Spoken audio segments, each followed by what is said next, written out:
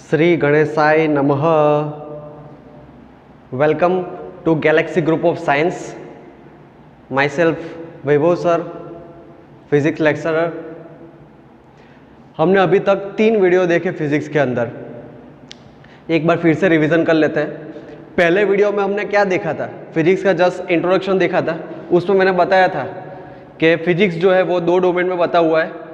पहला है macroscopic domain और दूसरा था माइक्रोस्कोपिक डोमेन। मैक्रोस्कोपिक डोमेन के अंदर क्या था? जो चीज़ हमें नेक्ड आई से दिखाई दे उनका जो साइंस है वो आता है मैक्रोस्कोपिक के अंदर, और जो चीज़ हम नेक्ड आई से नहीं देख सकते उनका जो साइंस आता है वो माइक्रोस्कोपिक के अंदर था। फिर हमने देखा था कि फिजिक्स जो है वो टोटल 4 ब्रांच में डिवाइड हुआ है। पहली ब्रांच हमने देखी थी मैकेनिक्स ब्रांच, दूसरी ब्रांच देखी थी हमने ऑप्टिक्स ब्रांच, तीसरी ब्रांच देखी थी हमने थर्मोडायनेमिक्स ब्रांच, चौथी ब्रांच देखी थी हमने क्या देखी थी? कौन सी ब्रांच देखी थी? Electronics branch, electromagnetics branch, right. और मैंने बताया था कि स्टैंडर्ड 11 के अंदर 2 ब्रांचों को डिटेल में पढ़ना है। कौन सी ब्रांच? कौन सी बताई थी? एक मैकेनिक्स ब्रांच और दूसरी बताई थी थर्मोडायनेमिक्स ब्रांच। वो हमें 11th में पढ़ना है पूरा। और बाकी की जो 2 ब्रांच है यानी इलेक्ट्रोमैग्नेटिक्स ब्रांच और दूसरी जो है ऑप्टिक्स ब्रांच, वो दोनों ब्रांच जो है वो हम स्टैंडर्ड 12th के अंदर देखेंगे। और उसमें क्या क्या आएगा वो भी मैंने बताया था। फिर दूसरे वीडियो में मैंने बताया था कि भाई कौन कौन से टाइप के फोर्स आएंगे, राइट। जितने भी टाइप्स के फोर्स थे 11 और 12th में मिलाकर वो सारे फोर्स मैंने लिख के बताए थे। और उसमें से 2 फोर्स उस दिन मैंने अच्छे से बताए थे। एक बताया था ग्रेविटेशनल फोर्स और दूसरा बताया था इलेक्ट्रोमैग्नेटिक फोर्स या तो electric force, right. Gravitational force में क्या बताया था कि कोई एक पार्टिकल, 2 पार्टिकल है, एक पार्टिकल का मास m1 और दूसरे पार्टिकल का मास m2 है। 2 पार्टिकल के बीच का डिस्टेंस स्मॉल r हो तो वो 2 पार्टिकल के बीच में जो ग्रेविटेशनल फोर्स लगता है, then gravitational force is directly proportional to product of their masses and inversely proportional to square of the distance between them, right. So gravitational force F proportional to m1 m2 upon r square. So proportionality निकालो तो कोई constant रखना पड़े, तो हमने रखा था gravitational constant capital G, then F equal to G m1 m2 upon r square, right. वो मैंने बताया था। ये ग्रेविटेशनल फोर्स के बारे में था। ये मतलब जो ग्रेविटेशनल फोर्स है सबसे वीकेस्ट फोर्स है, सभी फोर्स में सबसे वीकेस्ट फोर्स है। और ये ग्रेविटेशनल फोर्स लगने के लिए हमें कोई मीडियम की ज़रूरत नहीं होती, वो मैंने बताया था। फिर दूसरा फोर्स पढ़े थे हम इलेक्ट्रोमैग्नेटिक फोर्स, या तो बोल सकते हैं इलेक्ट्रिक फोर्स। उसमें मैंने क्या बताया था? सेम बात की थी।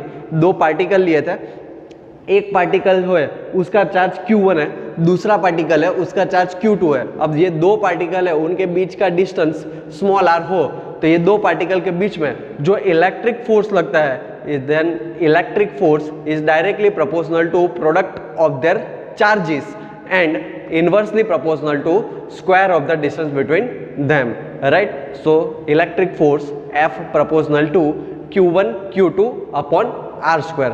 सो प्रोपोर्शनलिटी निकाले तो हमें कोई कांस्टेंट रखना पड़े, हमें रखा था Coulomb constant K। So F equal to K Q1 Q2 upon r square. फिर उसमें मैंने बताया था कि ये फोर्स लगने के लिए हमें मीडियम की ज़रूरत होती है, राइट। और ये जो फोर्स है वो ग्रेविटेशनल फोर्स से ज़्यादा स्ट्रॉन्ग है, राइट। ये हमने सेकेंड वीडियो में देखा था। थर्ड वीडियो जो है, थर्ड वीडियो में बताया था मैंने और 2 फोर्स बताया। एक तो स्ट्रॉन्ग न्यूक्लियर फोर्स और दूसरा बताया weak nuclear force. Strong nuclear force के अंदर मैंने क्या बताया कि स्ट्रॉन्ग न्यूक्लियर फोर्स जो होता है वो किसके अमोंग लगता है? Proton proton, proton neutron, neutron neutron, यानी कि न्यूक्लियस के अंदर ये फोर्स एक्ट होता है, राइट। और ये सबसे ज़्यादा स्ट्रॉन्गेस्ट फोर्स, सभी फोर्सों में सबसे ज़्यादा स्ट्रॉन्गेस्ट फोर्स कौन सा है? Strong nuclear force, right. फिर हमने पढ़ा था weak nuclear force. Weak nuclear force, right, ये भी न्यूक्लियर रिएक्शंस के अंदर प्रोड्यूस होता है, वहाँ पे लगता है। तो ये न्यूक्लियर रिएक्शंस कौन सी? तो कि भाई alpha decay, beta decay, gamma decay, ऐसा 12th के अंदर एटम्स एंड न्यूक्लियस के चैप्टर है, उसके अंदर ये डिटेल में आएगा वीक न्यूक्लियर फोर्सेस, राइट। तो उसमें हम ज़्यादा डिटेल में देखे थे। फिर मैंने कल उसके अंदर बताया था कि एक बीटा डीके का एग्जांपल दिया था। जब बीटा डीके होता है तब उसके अंदर से कौन से पार्टिकल बाहर निकलते हैं, एक मैंने बताया था इलेक्ट्रॉन और दूसरा बताया था चार्जलेस पार्टिकल न्यूट्रॉन, राइट। इसकी बात की थी। फिर कल मैंने जो थर्ड वीडियो में और एक नई चीज़ बताई थी क्वार्क्स के बारे में।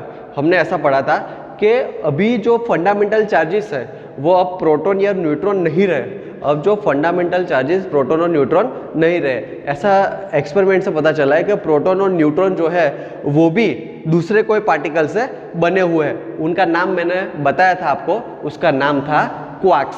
क्वार्क्स क्या होता है वो बताया था। क्वार्क्स दो टाइप्स के होते हैं, वैसे बहुत सारे टाइप्स है उसके अंदर, आप गूगल पे सर्च मारोगे तो क्वार्क्स के बहुत सारे टाइप्स मिलेंगे, लेकिन अभी जो पढ़ाई में यूज़ होता है वो मैं बताता हूँ कि क्वार्क्स दो टाइप्स के होते हैं, एक अप क्वार्क और दूसरा था डाउन क्वार्क, राइट। तो उस हिसाब से प्रोटॉन और न्यूट्रॉन का मैंने कंपोजिशन बताया था। प्रोटॉन का जो कंपोजिशन है वो है UUD, यानी प्रोटॉन जो है वो दो अप क्वार्क और एक डाउन क्वार्क से बना होता है, और जो न्यूट्रॉन का कंपोजिशन है वो है हमारा UDD, यानी न्यूट्रॉन जो है वो एक अप क्वार्क और दो डाउन क्वार्क का बना हुआ होता है, राइट। इतना तो आपको 3 वीडियो में पता चला होगा। ये सब बातें ना बेसिक चीज़ें हैं, राइट। आज के वीडियो में हम आगे देखते हैं unification of forces, unification of forces, right. तो मैं आपको बताता हूँ, हमने 4 फोर्स देखे, राइट, 4 फोर्स देखे, वही 4 फोर्स के बारे में बता रहा हूँ। यहाँ मैंने लिखा है सीरियल नंबर, यहाँ फोर्सेस के नाम, यहाँ है रिलेटिव स्ट्रेंथ, यानी ये फोर्स कितने रेंज तक लगता है वो, राइट। फिर लिखा है रेंज, फिर बता है ऑपरेट्स अमोंग, किन के बीच में ये फोर्स लगता है। देखो पहली बात करते हैं, यहाँ लिखा है मैंने GF मतलब गर्लफ्रेंड की बात नहीं है यहाँ पे, मैंने उस टाइम भी बताया था। ग्रेविटेशनल फोर्स, यहाँ मैंने शॉर्ट फॉर्म में लिखा है GF, यानी ग्रेविटेशनल फोर्स। ग्रेविटेशनल फोर्स तो उसकी रिलेटिव स्ट्रेंथ कितनी, यानी 10⁻38, यानी 10⁻38 जितना भी डिस्टेंस हो ना तभी भी ये फोर्स लगता है। बोलो इतना छोटा डिस्टेंस 10⁻38, आप सोच सकते हो कि कितना छोटा डिस्टेंस है, वहां पे भी ये फोर्स लगता है। रेंज उसकी कितनी, इनफाइनाइट, कहीं पे भी लग सकता है ग्रेविटेशनल फोर्स। ऑपरेट अमोंग कौन सा, all objects in universe, universe के अंदर कोई भी ऑब्जेक्ट हो कहीं पे भी इनफाइनाइट डिस्टेंस पे ये ग्रेविटेशनल फोर्स लगता है, राइट। फिर दूसरा देखते हैं, यहां मैंने लिखा है WNF, यानी वीक न्यूक्लियर फोर्स, ये हमने पढ़ा था, राइट, वीक न्यूक्लियर फोर्स। तो उसकी रिलेटिव स्ट्रेंथ कितनी है, 10⁻13। देखो 10⁻13, राइट, वो भी कितना छोटा डिस्टेंस है, उस रेंज तक 10⁻13 मीटर तक ये वीक न्यूक्लियर फोर्स लगता है, यानी उसकी रेंज वेरी शॉर्ट। देखो 10⁻13 यानी कितना छोटा हुआ, राइट, उतने छोटे डिस्टेंस पर लगता है। ऑपरेट्स अमोंग कहाँ पे, तो कि some elementary particle such as electron and neutrino. याद हो ना, तो ये मैंने बताया था जब बीटा डीके होता है, alpha decay, beta decay, gamma decay, वहाँ ऑपरेट होता है ये। यानी ये जो बीटा डीके था उसके अंदर क्या था, इलेक्ट्रॉन और न्यूट्रिनो था ना, इसलिए यहाँ पे ऐसा लिखा है सच एलिमेंट्री पार्टिकल, उनके अमोंग लगता है। या उसके एग्जाम्पल दिए कौन से, तो कि भाई इलेक्ट्रॉन एंड न्यूट्रिनो, उनके बीच में ये फोर्स लगता है, राइट। फिर तीसरा फोर्स देखते हैं EMF, electromagnetic force, right, electromagnetic force, ये भी हमने पढ़ा इलेक्ट्रॉनिक फोर्स।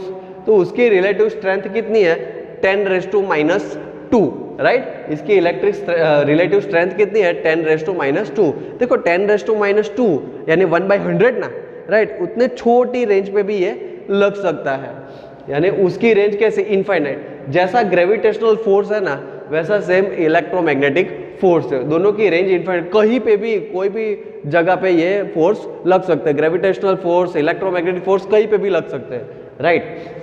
अब किसका अमोंग लगता है ये फोर्स, किसके बीच में लगता है, चार्ज पार्टिकल के बीच में। क्यों, क्योंकि हमने पढ़ा लिया कि F = K Q1 Q2/R²। Q1 Q2 charges है, तो ये चार्जेस के बीच में ही लगेगा ना ये फोर्स, राइट। और फोर्थ फोर्स देखते हैं SNF, यानी strong nuclear force, right. Strong nuclear force, उसकी रिलेटिव स्ट्रेंथ देखो 1, उसकी रिलेटिव स्ट्रेंथ देखो 1, एकदम नजदीक। यहाँ लिखा है उसकी रेंज जो है वो शॉर्ट है, यानी तुरंत। अब ये स्ट्रॉन्ग न्यूक्लियर फोर्स कहाँ लगता था, मैंने पढ़ाया आपको कि एलिमेंट्री पार्टिकल के बीच में। एलिमेंट्री पार्टिकल मीन्स न्यूक्लियस के अंदर हमारे कौन होते हैं, प्रोटॉन और न्यूट्रॉन। अब न्यूट्रॉन और प्रोटॉन न्यूक्लियस के अंदर तो एकदम नजदीक होते हैं, एकदम नजदीक, बाजू बाजू में ही समझ लो आप, एकदम नजदीक होते हैं। इसने यहाँ ऐसा लिखा है उसकी रिलेटिव स्ट्रेंथ 1 है, तुरंत तुरंत लिख जाता है उनके बीच में, राइट। और एलिमेंट्री पार्टिकल मतलब प्रोटॉन और न्यूट्रॉन के बीच में स्ट्रॉन्ग न्यूक्लियर फोर्स लगता है, राइट, क्लियर। तो आपको ये थोड़ा याद रखना पड़ेगा। ग्रेविटेशनल फोर्स उसकी रिलेटिव स्ट्रेंथ 10⁻38, रेंज उसकी इनफाइनाइट, ऑपरेट्स अमंग मतलब all object in universe. WNF यानी वीक न्यूक्लियर फोर्स उसकी रिलेटिव स्ट्रेंथ है 10⁻13, उसकी रेंज है वेरी शॉर्ट, और कहाँ लगता है, elementary particle such as electron and neutrino. Third force है अपना EMF इलेक्ट्रोमैग्नेटिक फोर्स, उसकी रिलेटिव स्ट्रेंथ है 10⁻², उसकी रेंज है इनफाइनाइट, और किसके बीच में लगता है, चार्ज पार्टिकल्स के बीच में लगता है। और SNF यानी स्ट्रॉन्ग न्यूक्लियर फोर्स उसकी रिलेटिव स्ट्रेंथ है 1, ये उसकी रेंज है शॉर्ट, एंड किसके बीच में लगता है, एलिमेंट्री पार्टिकल मतलब प्रोटॉन और न्यूट्रॉन के बीच में लगता है। क्लियर, आपको ये टेबल समझ में आया होगा, राइट। उसको रट्टा मारने की कोशिश मत करना, उसको शांति से समझना है, क्योंकि ये चार फोर्स मैंने आपको 3 वीडियो में आपको एकदम परफेक्ट आपको समझाया हुआ है। खाली देखो ये तो हमने पढ़ लिया था, ये भी आपको पता चल जाए पढ़ने से, लेकिन ये खाली जो रेंज है खाली यही थोड़ी याद रखनी है, वो तो आपको आराम से याद रह जाएगी, ओके। और एक आगे पॉइंट देखते हैं। देखो मैंने 4 लॉ ऑफ कंजर्वेशन ऑफ लिखे, मैंने 4 लॉ ऑफ कंजर्वेशन लिखे। पहला देखो, अब ये सब चीज़ें है ना 11th और 12th के अंदर थोड़ा डिटेल में आएगी, राइट, लेकिन ये पहले चैप्टर में, फर्स्ट चैप्टर में जस्ट उसका इन्फो दिया है, तो मैं आपको समझा देता हूँ। पहला है law of conservation of mechanical energy, law of conservation of mechanical energy, right. अब आपने 10th तक पढ़ा होगा कि मैकेनिकल एनर्जी है क्या।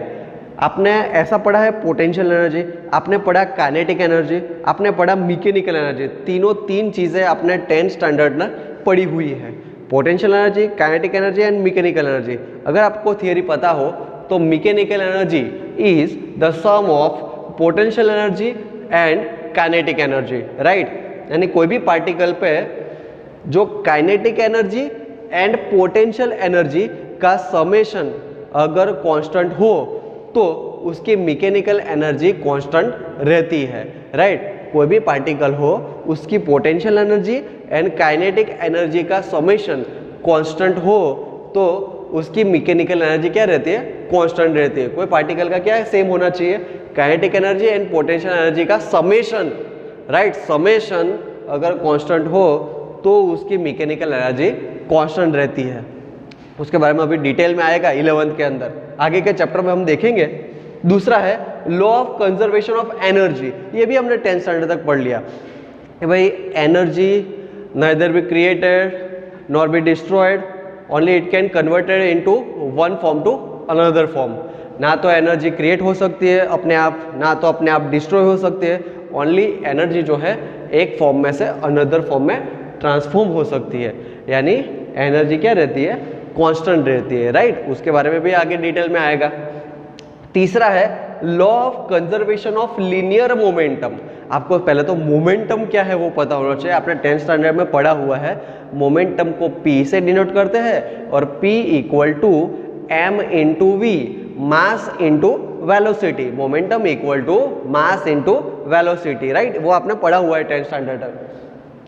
तो ये आपको आगे आएगा 11th के अंदर डिटेल में आएगा। Law of conservation of linear momentum क्या है, यहाँ मैंने लिखा है फोर्स इक्वल टू 0, ऐसा मैंने लिखा है। यानी कैसा, मैं आपको थोड़ा एक एग्जांपल बताता हूँ।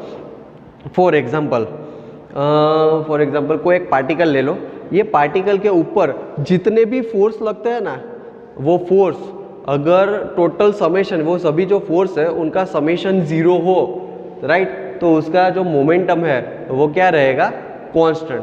कोई पार्टिकल है, वो पार्टिकल के ऊपर जितने भी फोर्स लगे वो सभी फोर्स का समेशन अगर 0 हो जाए, सभी फोर्स का समेशन 0 हो जाए तो उसका मोमेंटम जो है वो कांस्टेंट रहेगा, राइट। और चौथा है law of conservation of angular momentum. Angular momentum, पहले तो आपको डिफरेंस पता होना चाहिए linear momentum and angular momentum. देखो लीनियर नाम से पता चलता है कि लीनियर जो है वो बराबर, जो पार्टिकल लीनियरली मूव करता है उसके ऊपर लीनियर मोमेंटम लगता है, राइट। और दूसरा है एंगुलर मोमेंटम। एंगुलर मतलब लीनियर भी जाता है और रोटेट हुआ भी जाता हो, उसको बोलते हैं angular, right. Linear plus rotation, right, उसको बोलते हैं एंगुलर। यानी उसको लीनियर भी जाना है और ऐसा रोटेशन वाइज भी जाना है, क्लियर, तो उसको बोलते हैं एंगुलर। तो वहां पे भी फोर्स लगता है। वहां पे है ना, क्या है कि उसको नाम फोर्स नहीं लगते, उसको बोलते हैं टॉर्क। जैसे यहाँ लीनियर मोमेंटम, वहां पे क्या मैंने बताया कि कोई पार्टिकल है, उनके ऊपर जितने भी फोर्स लगे सबका समेशन जीरो हो, फोर्स का, हाँ, सभी फोर्स का समेशन जीरो हो, तो उसका मोमेंटम रहता है कांस्टेंट। और वैसे ही यहाँ एंगुलर मोमेंटम, यानी कोई भी पार्टिकल हो उसके ऊपर टॉर्क जीरो हो।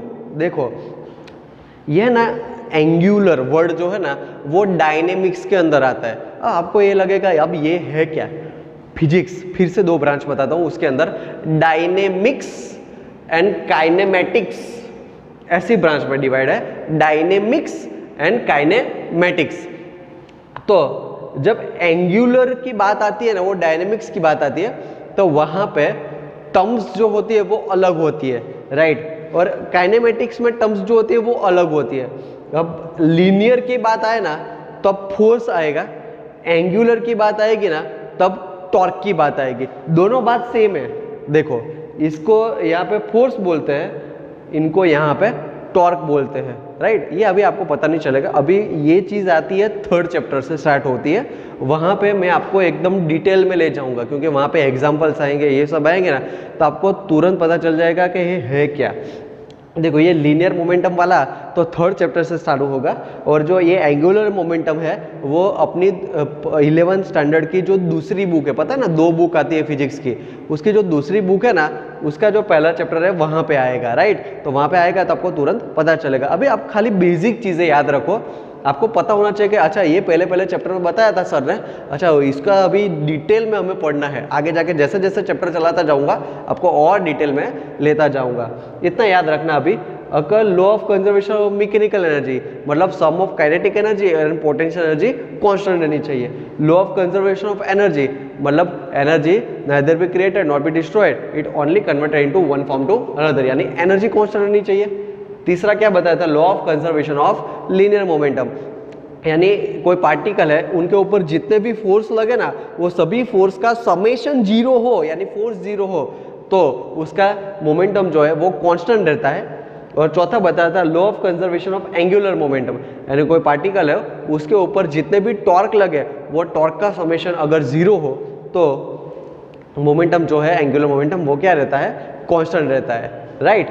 ओके, तो आज मैंने आपको थोड़ा बेसिक बता दिया, क्लियर। देखो फर्स्ट चैप्टर एकदम इजी चैप्टर है, वहाँ खाली जस्ट आपको जो 11th स्टैंडर्ड के अंदर 12th स्टैंडर्ड के अंदर फिजिक्स में कौन कौन सी चीज़ें पढ़ने आती है, बराबर, कौन कौन सी पढ़ाई होगी वही बताते हैं पहले चैप्टर में, और कुछ नहीं है। मेन अभी सेकेंड चैप्टर से स्टार्ट होगा, राइट। तो ये अभी तक हमने 4 वीडियो देखे, ये चौथा वीडियो है, राइट। तो ये 4 वीडियो के अंदर पूरा मैंने इंफॉर्मेशन आपको बता दिया, क्या क्या फिजिक्स में आएगा, कौन कौन से फोर्सेस आएंगे, राइट। ये जो कौन कौन सी लॉ ऑफ कंजर्वेशन आएंगे, mechanical energy, energy, linear momentum, angular momentum, ये सारी चीज़ों को अभी डिटेल में हमें पढ़ना है, राइट। तो इसमें कोई डाउट हो तो आप मुझे कॉल या मैसेज कर सकते हो, राइट। लेकिन ये सब बातें कैसी है, बेसिक चीज़ें हैं।